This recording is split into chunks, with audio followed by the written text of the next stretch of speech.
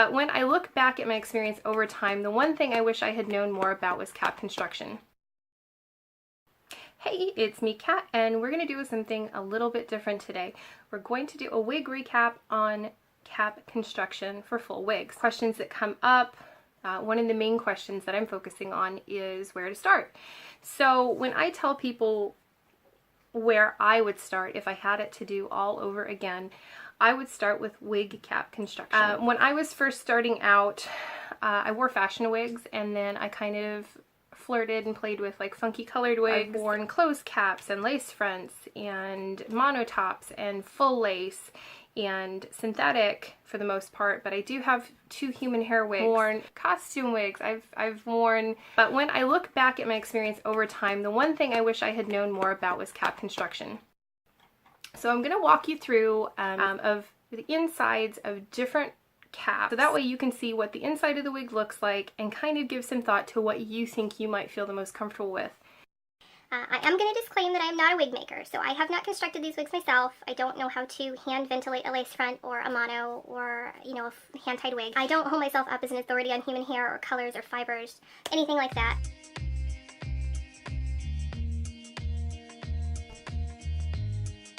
Okay, we're going to talk about a closed cap wig. Basically, a closed cap wig has a closed area through the crown, which either contains permatease or it may contain wefts that are sewn over one another to hide any appearance where your scalp might show through on the top of your head. Permatease is a style element. It is tiny singed fibers that are built into the cap or the crown of the wig to give lift.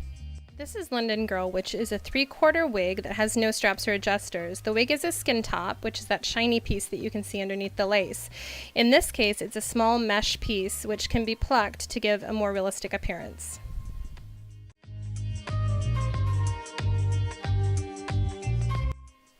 This is a lace front wig. Basically, that patch in the front that you see is a hand-sewn area in which the hairs are individually sewn to look like it's growing out of the front of your hair. This is a partial mono, so the area that you just saw there in the U shape is hand sewn so that it looks like your own natural parting area, and the front of the wig is a lace front.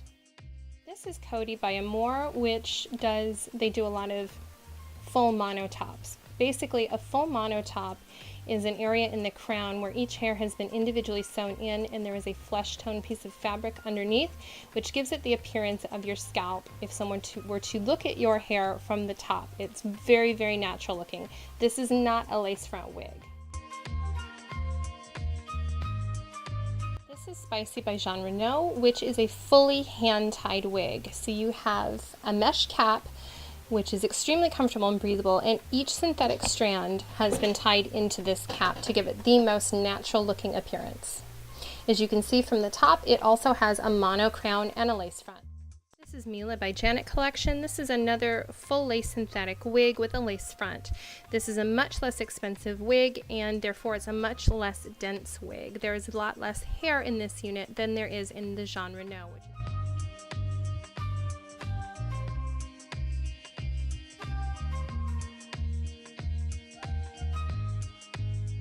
For me personally, in my personal opinion, to do research, see what's out there, see what you like, listen to what other people have to say, and make an informed choice. Really, the only authority on you is you. But, you know, we all encounter different things when wearing wigs, or 3/4 wigs, or toppers, or extension pieces, or clip-in ponies, or other types of hair pieces. That there's a wide variety of things out there. I'm not at all an expert on all of these things. There are certainly people out there who are probably better at that than I am. However, I can talk to you from my experience, and hopefully that's beneficial to you. If you have enjoyed this video and the information that I've given you today, I would love to hear more questions that you might have from just a regular everyday daily wig wear. And I'd love to hear your comments on if this video was helpful or not. Thanks for taking the time to listen to me. I hope you've enjoyed this video. I hope that whatever decision you make, that it's one that you're happy with. Take care. Have a great day. Bye-bye. Certainly there are people who have specialized training. Hairdressers sometimes can be a great resource, but many hairdressers are not familiar with synthetic wigs or don't like to cut synthetic wigs. I've been told by some that it dulls their shears and they just don't want to do it. Others are overly cautious and you end up coming out with something that doesn't look the way you intended because they know that hair isn't going to grow back. Your wig is not going to be restored. So sometimes hairdressers are really uncomfortable with cutting wigs. I'm not saying that's the case 100% of the time because I'm just me. I just can work from my experience. I've tried a lot of different products. I've tried a lot of different methods. I've tried a lot of different, diets, vitamins, a lot of different things. And I just decided for me personally to keep my hair short or buzzed depending on how I'm feeling. And that's just a personal choice that I'm comfortable with.